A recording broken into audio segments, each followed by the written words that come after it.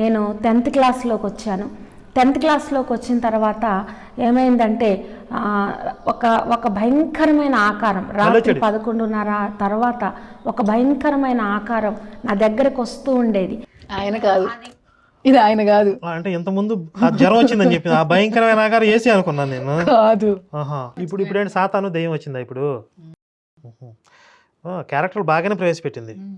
అది వస్తూ ఉన్నప్పుడు నేను చాలా మందిని పిలుస్తూ ఉండేదాన్ని, నన్ను రక్షించండి, నన్ను అంటే ఇప్పుడు ఏంటి, హిందూ దేవతలను పిలుస్తుంటే వాళ్ళు రాలేదు, మా పీస్ ఎలాగెత్తుకొచ్చేసాడు. సేమ్ ఫార్మేట్ కదా, ముందే చెప్పేశారండి. అంటే ఒక అక్షరం ఒక లైన్ మొదలు పెడితే అర్థమైపోద్ది కదా కథ. మరి వాళ్ళకి ఎందుకు అర్థం కావట్లా వినే వాళ్ళకి ఇలాంటి సాక్ష్యాలు చెప్తుంటే? దున్నపోతు ఈనిందిరా అంటే చెంబుదేరా పాలు పిదుతో అన్నాడంట. దున్నపోతు అనటం ఏంటి అని అడగరాళ్ళు.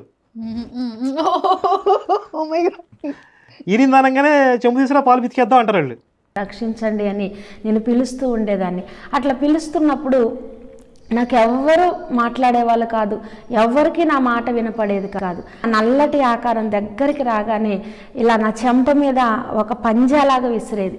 విసిరిన తర్వాత అప్పుడు నాకేం తెలిసేది కాదు, కానీ ఉదయం లేవగానే నా మొహం అంతా ఘాట్లు ఉండే. చాలామంది నన్ను అడిగేవాళ్ళు, ఏంటి రాత్రి ఏం జరిగిందని అడిగేవాళ్ళు. అదే కదా చెప్తున్నాడు. అసలు ఎందుకంటే వీళ్ళకే జరుగుతాయి. ఇప్పుడు ఏసు కనపడేది వీళ్ళకే, ఆ సాతాను అదేదో వికృతాకారం వచ్చి కనపడేది వీళ్ళకే, కొట్టేది వీళ్ళని. అసలు ఏంటిది, ఎవరికి జరగవు అసలు ప్రపంచంలో ఇలా.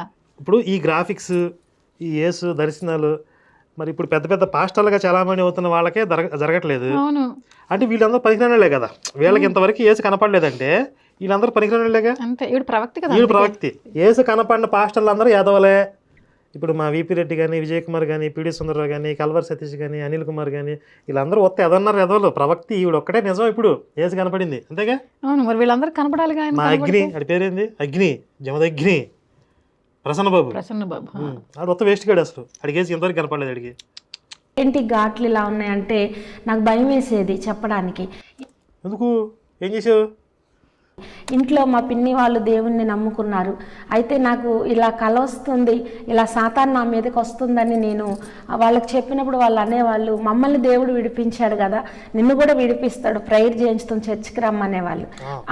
అక్కడికి వెళ్ళిన తర్వాత స్కూల్కి వెళ్తే మా ఆత్మీయ తల్లి నాకు టీచర్. అయితే ఆమె కూడా నన్ను చూసి, నువ్వు చాలా నల్లగా అందవికారంగా భయంకరంగా నీ ఫేస్ అంతా ఒకలాగా మారిపోతుంది, నువ్వు చర్చికి రమ్మా, నేను ప్రేయర్ చేస్తా, మీ వాళ్ళందరూ విడిపించబడ్డారు కదా అని నన్ను పిలుస్తూ ఉండేవాళ్ళు. నాకు చర్చికి రావటం ఇష్టం లేక నేను దాదాపు కొన్ని రోజులు స్కూల్కి వెళ్తే చర్చికి రమ్మన్నారని స్కూల్ మానేశాను. అలాగా నేను తప్పించుకొని యేసయ్యను అంగీకరించడానికి చిచి అని పోతుంది అనమాట యేసుని. అంతేగా.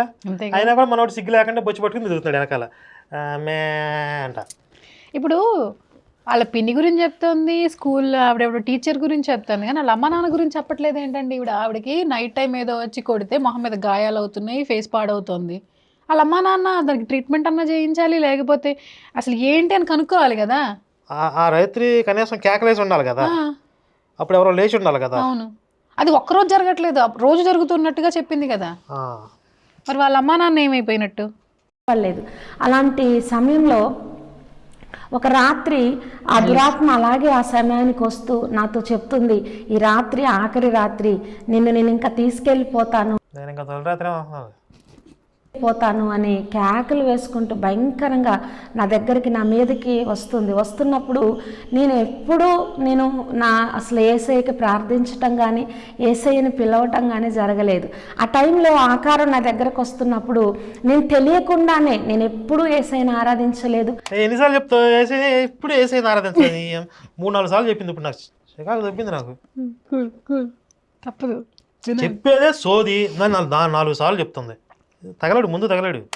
యేసయ్యని ఇష్టపడలేదు, బైబిల్ చదవలేదు, యేసయ్యని ఇష్టపడలేదు, ప్రేమించలేదు, అసహించుకున్నావు, చీకొట్ట ఎదవనుకున్నావు. సరే, దేవుని వాక్యం నేను అంగీకరించలేదు, ఆయన నా రక్షకుడుగా అంగీకరించలేదు. కానీ అది దగ్గరకు వస్తున్న సమయంలో నేను ఒక్కటే మాట, నన్ను యేసయ్యా నన్ను కాపాడు అని. నేను ఎప్పుడైతే ఆ మాట నా నోట్లోంచి వచ్చిందో, నేను ఒక దర్శనం చూస్తున్నాను. ఆకాశము ఏదో పనేం లేదా, ఈవిడ కనపడటానికే ఉన్నాడా? రెండుగా చీలిపోయి అందులోంచి ఒక మండుతున్న అగ్నితో నింపబడిన శిలువ భూమి మీదకి దిగొచ్చి ఎక్కడ దిగింది శిలువ? భూమి మీదకి దిగింది, ఎక్కడ దిగిందో తెలియదు. నేను నన్ను ఏ దురాత్మ అయితే ఇబ్బంది పెట్టడానికి వస్తుందో ఆ దురాత్మను కాల్చివేసిన తర్వాత నేను విడుదల పొందాను. తెల్లవారి నేను శుక్రవారం ఆ రోజు చర్చ్కి వెళ్ళి నేను ప్రేయర్ చేయించుకొని యేసయ్యను నా రక్షకుడిగా నేను అంగీకరించాను. ఇప్పుడు వీళ్ళే ఎంత చిల్లర సాక్ష్యాలు చెప్తుంటే ఆ రోజు పేతురుగాడు చెప్తాడు కదా బైబిల్లో, ఆ పేతురుగాడు చెప్పిన దొంగ సాక్ష్యమే వీళ్ళందరికీ ఇన్స్పిరేషన్. ఆకాశం తెరవబడుటయు, దుప్పట్లో జంతువులు, చతుష్పాద జంతువులు తేబడుటయు అని చెప్తాడు కదా. ఆ పేతురుగాడు చెప్పిన దొంగ సాక్ష్యమే వీళ్ళందరికీ ఇన్స్పిరేషన్. కాదండి, ఇప్పుడు వీళ్ళు చెప్పేవి కూడా ఎంతసేపు ఆ సిలువ, ఆయన ఇక్కడ జుట్టు వేసుకొని ఉన్నాడు, తెల్ల డ్రెస్ వేసుకొని ఉన్నాడు, ఇవే కదా. కొత్తగా ఏమీ చెప్పరేంటి అసలు? ఇప్పుడు సిలువ అక్కడ ఎందుకు ఉంది? ఎంతో పాటు పైకి వెళ్ళిందా సిలువ కదా? ఇప్పుడు కింద సిలువ మీద ఆయన చంపారు అంటే అది నెగటివ్, ఆయన చంపిన ఇది వస్తువు కదా. ఆయన సిలువని తీసుకొని పైకి ఎందుకు వెళ్ళాడు అంటే ఆ సిలువతో పాటు అట్లాగే మేకులతో దిగబడి ఉండగానే పైకి వెళ్ళిపోయాడు. అలా వెళ్ళలేదని చెప్తున్నారు కదా. నార్మల్గా ఆయన లేచాడు, బొక్కలు చూపించాడు, వెళ్ళాడు కదా. మళ్ళీ సిలువ పైన ఎందుకుంది అంటే ఇవన్నీ అయిపోయిన తర్వాత మళ్ళీ అక్కడ సిలువ దగ్గరికి పోయి నన్ను దీని మీద కట్టేశారు, ఏలాడేశారు అని దాన్ని పట్టుకుని పరలోకం పోయడం అయితే తీసుకొని వెళ్ళాడంటారా? ఆ సిలువ అప్పుడప్పుడు దిగుతూ ఉంటుందా కిందికి? బైబిల్లో వాక్యాలన్నీ నేను చూస్తున్నా, నాకు దేవుడు బయలుపరుస్తున్నాడు. ఒకసారి ఒక ముద్రలు కలిగినటువంటి ఒక సర్పము, దానికి చాలా తలలున్నాయి. ఆ ముద్రలు కలిగిన ఆ సర్పము అది చుట్టుకొని తల పైకి ఎత్తి చూస్తూ ఉంది. అలా చూస్తున్నప్పుడు నేను వీళ్ళు ఏమన్నా పేషెంట్లా అసలు ఏమనుకుంటా? సైకలాజికల్ డిజార్డర్ అండి వీళ్ళకి. ఏవేవో కనపడతా ఉంటాయి అనుకుంటా, పడుకుంటే నిద్రలో ఊహించుకుంటా ఉంటారు అనుకుంటా. ఒకళ్ళని మించి ఇంకొకళ్ళు చెప్పాలి కదా సాక్ష్యాలు. ఇప్పుడు ఫస్ట్ చిన్న మిరాకిల్ అది చెప్తారు, నెక్స్ట్ వచ్చినాడు నువ్వు ఇది చెప్తే నేను ఇది చెప్తా, ఆడు ఇంకొంచెం చేస్తాడు. అమ్మ వీళ్ళిద్దరు ఇసక టక్కర పేట టక్కర అసలు టక్కర నేను చూపిస్తే ఈడు మొదలు పెడతాడు. ముద్రలు కలిగిన సర్పం ఏంటండి? అది బైబిల్లో ఏమన్నా ఉందా?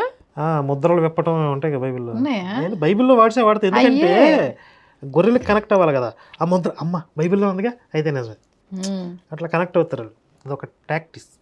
తర్వాత ఒకరోజు ఒక దురాత్మ నాతో మాట్లాడుతుంది, నీది యోహాను వంటి జీవితము, నువ్వు యోహానులాగా నువ్వు బ్రతుకుతావు అని ఒక దురాత్మ నాతో చెప్తుంది. ఇప్పుడున్న పాస్టర్లు ఎవరికైనా చెప్పిందా ఏ దురాత్మ అని వచ్చి? అంటే వీళ్ళందరూ వేస్ట్ నా కొడుకులేగా, అంతేగా, వీళ్ళందరూ వేస్ట్ గాళ్లే. అంతేగా. అసలు ప్రవక్తి అక్క సుజాత అక్కను చూసి నేర్చుకోండి రా పాస్టర్లు, మీరు చెప్తారు పెట్ట కథలో. మరి అక్కను చూడద్దా ఏంటి? అసలు ఆవిడ నెక్స్ట్ లెవెల్, ఆవిడ ఆద్యురాలు ఆవిడ. దురాత్మ చెప్తున్నప్పుడు దేవుడు చెప్తాడు కదా, దురాత్మ చెప్పడం ఏంటి అని అంటే, ఆ దురాత్మ చెప్పడం కూడా సంతోషంగా కాదు, నిన్ను ఈ భూమి మీదే లేకుండా నేను చేయాలనుకుంటున్నాను, ఎందుకంటే నువ్వు యోహాన్ లాగా వాడబడతావు అని ఆ దురాత్మ నాతో చెప్తుంది. అంటే మార్కెట్లోకి ఇంట్రడ్యూస్ చేసుకుంటుంది. తనకి మార్కెట్ కొంచెం బాగా రిసీవ్ చేసుకోవాలి జనాలు. నేను మామూలు దానికి అది పైనుంచి దిగొచ్చానని చెప్పుకోండి, ఎవరికాడ వేసుకోవాల్సిందే అంతే సెల్ఫ్ డబ్బాలు. ఇప్పుడు దురాత్మ చెప్పడం ఎందుకని చేసేయచ్చు కదా. వీళ్ళకి ఈ ఆత్మలు వస్తాయి, దురాత్మలు వచ్చి కొద్దిసేపు డిస్కషన్ చేస్తాయి, నేను చంపబోతున్నానంట, నేను చంపుతానంట, నీకు ఇది ఆఖరి రోజు అంటే ఎందుకు మాట్లాడతాయి? ఏదైనా చేయాలని చేసేయచ్చు కదా. ఇక్కడ మనం ప్రేక్షకులందరూ గమనించాల్సింది ఏంటంటే, ఇలాంటి దిక్కుమాలిన సాక్ష్యాలు వీళ్ళు చెప్పగలుగుతున్నారు అంటే వీటిని విని ఎంజాయ్ చేసి నమ్మే గొర్రెలు ఆ మతంలో ఉన్నారు.